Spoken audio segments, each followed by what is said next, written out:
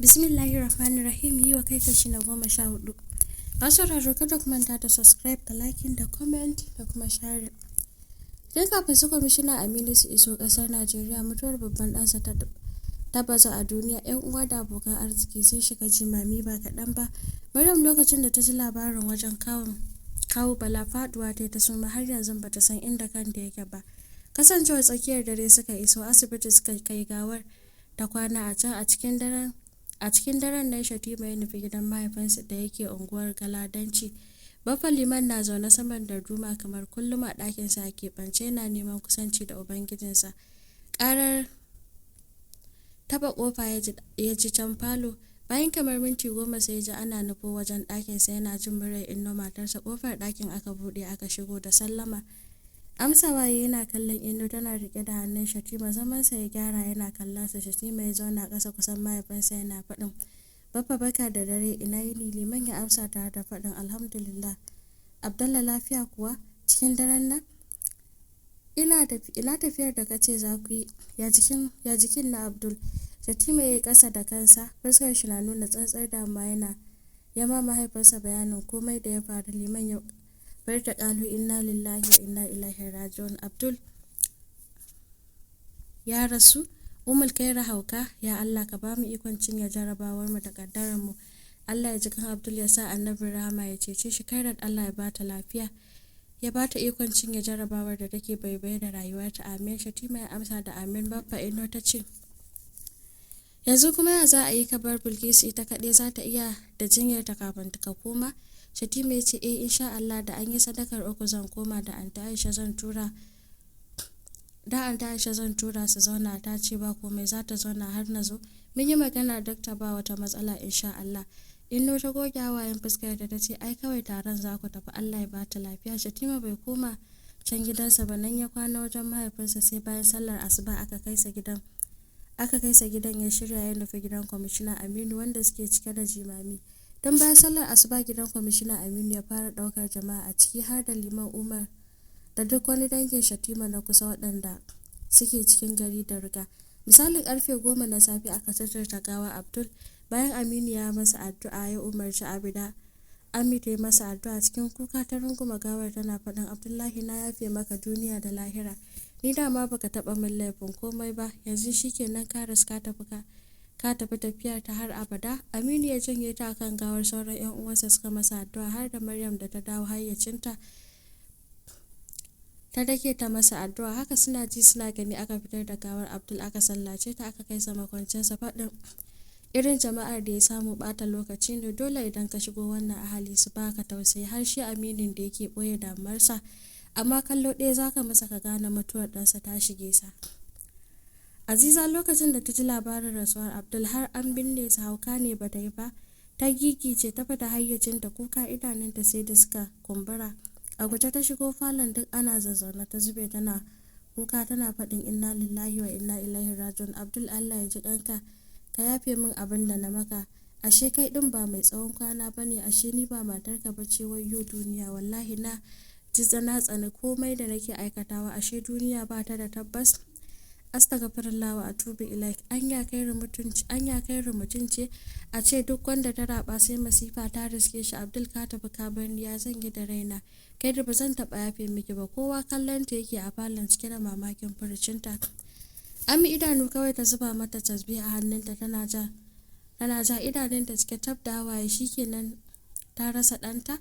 Amma jin kalmar Aziza ya saka ta zabura, tana faɗin ke ta shi fice kar ki ɓata min gawar ɗana. Mu mun dogara da Allah da manzansa, ba mai yi sai Allah. Ku ji wata musiba, waye isa ya ɗora ma wani kaddara idan ba Allah ba? Aziza tana kuka ta ce ku yi haƙuri, ni ma abin da na ji ne ana faɗa a gari, shi yasa, amma ni ma ba zan kuma ba. Allah ya ji kan Abdul. Ami ta ce amin, ki je kawai, Allah ya bada lada. Ba wanda ya isa ya jama wani masifa ko bala'i sai dama can ubangiji ya kaddara masa. Wanda suka yarda ma da maganar wallahi rashin tauhidi ne. Duk mai tauhidi ba zai yarda wani yana kashe wani ba tare da lokacin sa yayi ba, ko ya rasa ko ya azurta shi ko ya talauta shi. don Allah ki tashi ki je, mun gode. Ta ƙara shi magana tana satar kallon wajen da su Indo suke.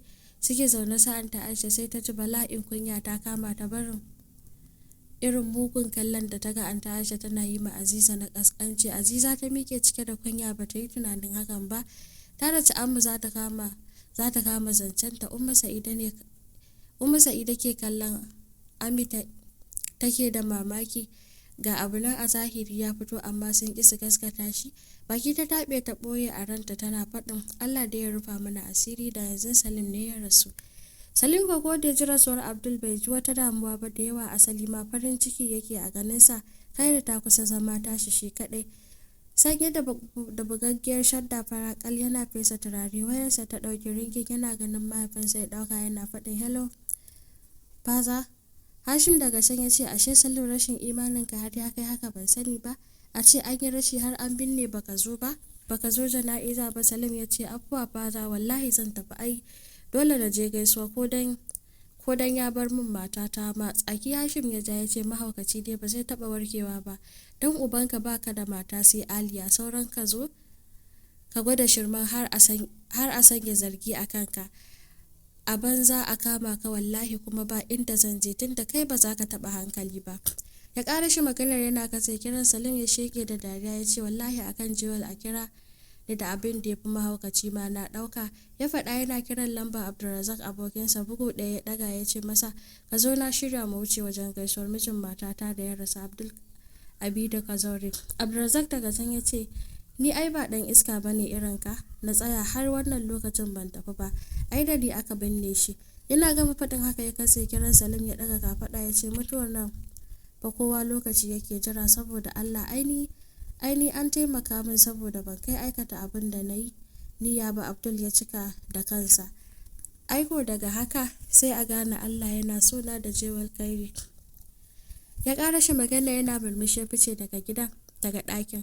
Bayan kwana uku Shatima ya fara shirin tafiya Singapore shi da yayansa Munir da anta Aisha sai Adamu yayan Bilkisu, dan ya ce dole ya ce ita ma kanwarsa tana buƙatar ganin nata a kusanta. Washe gari kwana uku yama Aminu sallama suka nufi Abuja don tafiya. A can kuwa Singapore Kairi tun bayan da allura ya sake ta hauka tuburan take cizo ya kushi ga wata irin dariya da take. Abin sai mu ce Allah ya bata lafiya. Allurar bacci da wanda za su sanya kwakwalwarta da dawo daidai sandu ake ta maka mata su ne hutunta. Mami Bilkisu duk ta rame sai kuka da yawan salloli tana roƙon Allah ya kawo maka da lafiya. Mami zaune a reception kamar kullum, tasbiya a hannunta tana ja sosai take farin cikin zuwan su Shatima za su ji har da yayanta Adam. Sai yau sosai take jin zazzabi a jikinta. Gashi lokacin farkawa Kairi bai yi ba. Hawayen fuskarta ta goge ta miƙe sai ta nufi room da Kairi take kwance kamar kullum. Ta windo ta leƙa Kairi kwance take, gashin kanta ta hargitse, dogon bakin gashinta ya bazu a gefen fuskarta. Kallo ɗaya zaka mata kasan ba cikakken hankali a tare da ita saboda yadda take hargitsa kayan jikinta da gashinta. Tana sanye da uniform irin wanda ake saka duk wani mahaukaci da yake zaune a asibitin. Mami cike da mamaki take kallon Kairi, idanunta buɗe tana kallon silin ɗakin, hawaye da majina jargab akan fuskar ta, alamun sun nuna yau ta farka cikin hayyacinta. Cikin farin ciki Mami ta nufi ofis ɗin dokta ɗin da yake kula da mahaukatan, tana kukan farin ciki, alamun Kairi ta dawo hayyacinta. A can kuwa Abuja misalin karfe 1 na rana agogon Najeriya aka fara sanarwar jirgin matafiya saura minti 10 ya tashi. Shatima sanye da wani tattausan boyal mai bala'in kyau ga tsada farikal. Kasancewarsa mutum mai son farin kaya ya kalli tsadaddan agogon da yake daura a tsintsiyar hannunsa ya miƙe yana jin zuciyarsa wata iri, baki ɗaya baya da wani farin ciki ko daidai da ƙwayar zarra. Tun ranar da wannan al'amari ya faru zagayawa yayi saboda fitsarin da yake ji gashi da kyankyami, duk da ya san ana kokarin gyara toilet din. A nutse yake tafiya a ransa banda kalmar inna lillahi wa inna ilaihi rajiun ba abin da yake faɗi. Daidai corridor din da za ta sada shi da toilet din ya ja birki ya tsaya, sam ya ji ba zai iya shiga ba. Ya juyo da zummar komawa ya ji yayi karo da mutum, da sauri ya ja baya yana faɗin subhanallahi. Ya ƙara shi maganar yana ɗago da kansa da niyyar ganin waye ya buge bisa kuskure. Idanunsa suka shige waje ɗaya. Minista Shatima yi wata irin zabura a matukar gigice da firgici. tsoro, tashin hankali da mamakin abin da yake gani a gabansa. Idan dai ba gizo idanunsa suke masa ba to tsaf fuskar za a fara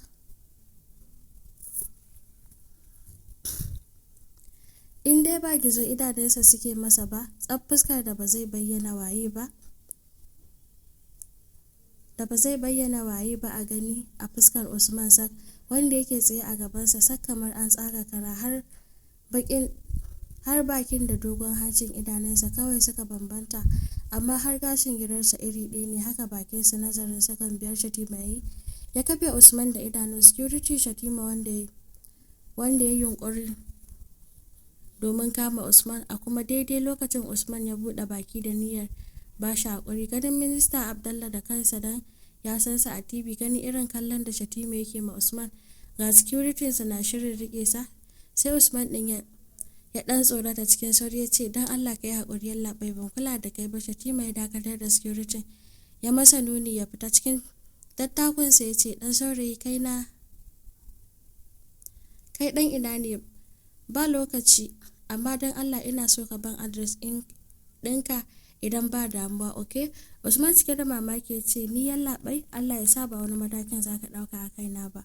Wallahi ban ganka ba sai da guri ya ƙure. Shatima ya dafa kafaɗarsa ya ce, no, ba ko ɗaya ba hakan ba ne. Usman ya zaro katin adres ɗin gidansu ya miƙa wa Shatima, ya amsa yana duba ya ga har da katin wayarsa a jiki. Ya ce, na gode, sai na neme ka insha Allah, amma don Allah ka amince, ina son zan maka hoto. Usman ya ce, ok, ba damuwa, ina da yaƙinin ba za ka taɓa cutar da ni ba.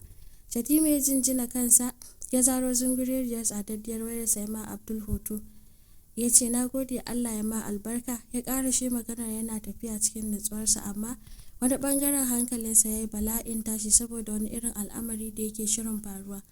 Usman ya bi Shatima da kallo ya murmushi, ce, kila na burge shi, ba mamaki wani aiki mai matsayi zai sama min. Ya ƙara shi magana yana nufar toilet. Shatima yana dawowa da minti 5 suka shiga jirgi.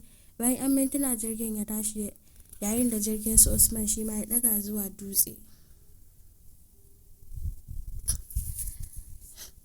A Singapore mami sai da ta yi nokin ɗin ƙofar kafin a bata izinin shiga. Jiki na rawa ta buɗe ta shiga. Dr. David ya aje birin hannunsa yana kallanta cikin kukan farin ciki da harshen turanci. Ta ce, Dr. Ummul Khairu Abdullahi ta farka, da alamun tana cikin hayyacinta, na ga tana kuka. Dr. David ya miƙe tsaye ce, ok mu je. Yana buɗe ƙofar ɗakin da Khairu take ya ce da Bilkisu, ki ɗan jira kar ki iso har na tabbatar da abin da kike zargin.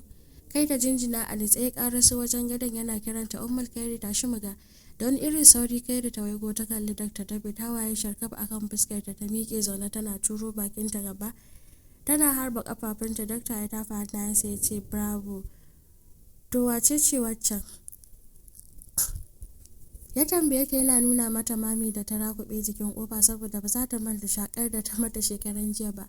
Khairu ta kura ma mami matsakaitan idanunta masu kyau ko kiftawa ba ta yi. A hankali ta yar dariya ta ce, wannan ba ita ba ce jirgin sama da muke hawa zuwa Kano? Wannan ba ita ba ce jirgin sama da muke hawa zuwa kamo fara? Dr. David ya ce, oh my god, wannan mahaifiyarki ce ba. Khairu ki nutsi ki tuna kewace ce. Khairu ta sheke da dariya ta kamo gashinta ta laulaya yatsunta ta ce, wallahi na tuna, ni ce jakar nan wacce ake loda min kaya ko? Kawo kayanka na wanke maka. Mami Bilkisu ta fashe da kuka ta nufi Khairu da gudu da zummar ta rungume ta. Khairu wata sheke da dariya ta kudundune waje ɗaya tana faɗin, wayyo jirgin zai bi ta kaina, ni yau ba zan je kamo fara ba. Dr. David ya ce, karki isa wajen ta, ki haƙuri, za ta dawo normal, bari na mata allurarta. Magunguna cikinsu na tabbatar miki za su yi magani, sai a hankali ba wai kai tsaye ba. Ya faɗa yana danna wata 'yar na'ura. Nurses 3 suka shigo. Bayan ya haɗa allurar cikin dabara suka riƙe masa ita. Ya mata allurar. Mami na gefe tana kallo tana kuka. Bayan ya gama mata allurar ya jona mata na'ura yana bincike ya ga cigaban da aka samu. Ba wani cigaba, sauƙi sai a wajen Allah. Da ƙyar ya samu mami ta fito ta zauna wajen zamanta tana kuka, sai da ya ishe ta ta miƙe ta yi alwala ta fara sallar nafila kamar yadda ta saba. Tana idarwa ta koma jikin windo tana leƙen Khairu. Karfe 1 na dare jirgin Shatima ya isa kasar Singapore. Lokacin da suka shigo asibitin, Bilkisu ta tafi masaukinta hotel din na nan dab da asibitin, duk na mutum ɗaya ne. Hotel din ta haɗi iya haɗuwa saboda ba a kwana a hospital din wajen majinyaci wuni ne ake yi. Bayan su Shatima sun duba Khairi wacce take bacci, suka nufi masaukin nasu hotel din da mami take, saboda Shatima ya saka mami ta kama musu ɗakuna kowa da ɗakin sa banda Shatiman wanda ɗakin mami zai zauna. Sai da kowa ya shiga masaukin sa ya musu sai da safe ya nufi room din da mami take. Masu sauraro ma da kashi na gaba.